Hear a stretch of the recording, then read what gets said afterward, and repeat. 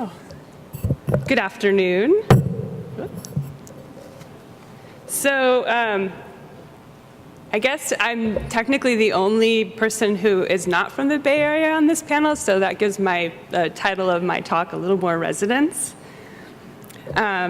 People often ask me why I became a curator and how I came to work on Indian art. And I can tell you exactly the moment that that occurred for me. Standing before this painting by Shastia Sikandar while attending my first Whitney Biennial, I was fresh out of college with a bachelor's degree in art history, where I learned of everything about Western art from ancient Rome to Roy Lichtenstein, but virtually nothing about Asian art, let alone Indian paintings. And contemporary Indian art wasn't even on the radar for academics at this point. So looking at this painting, I was incredibly intrigued by the tension between tradition and modernity contained within this single composition. You can see an image of a woman preparing for a romantic tryst, and this is a well-known trope of traditional Indian painting.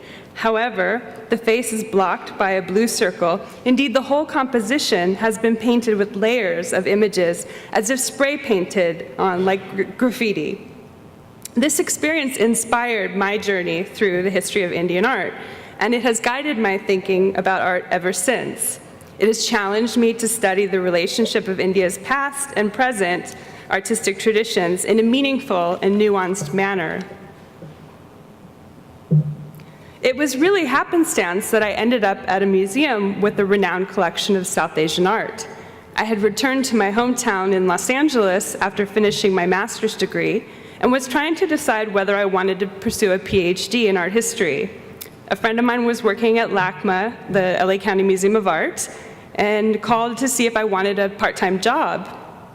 I had some museum experience, and this was the perfect cushy job for me to bide my time while pursuing my options. Now, as a native Los Angelian, I had grown up going to LACMA with my mother as a little girl. In fact, this was one of my earliest museum experiences. But I had never really spent time in the South Asian galleries. They were there all this time without my even knowing it. So when I started working at the museum, I discovered this incredible collection, and it opened up a whole new world for me. Still, I needed to make up my mind about graduate school, and I knew the only way I could do that was to go to India and see it for myself.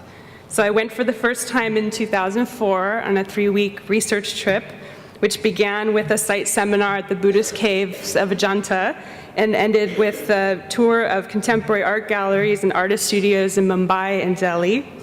And I was forever changed by that trip. I had finally found a topic I would never get tired of, and I would never run out of material to look at. I've been back to India several times since then, and every time I learned something new.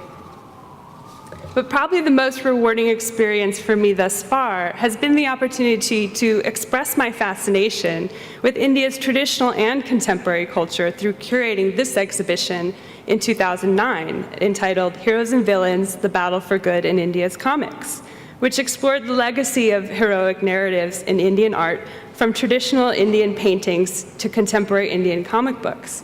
Now, before I was asked to give this talk, I didn't realize that Sanjay Patel's artwork was going to be up in conjunction with the Maharaja show, and so it really made me very excited to know that that was happening because I could see the same kinds of connections already when I was working on this show, and I had been talking actually with Sanjay, so it's really quite a pleasure and an honor to be here sharing the stage with him, I should say. But anyway, just to conclude, this project for me really, with this project, I really came full circle from that first encounter with Indian art at the Whitney many years ago to where I am now as a curator in an encyclopedic museum. So that's my story.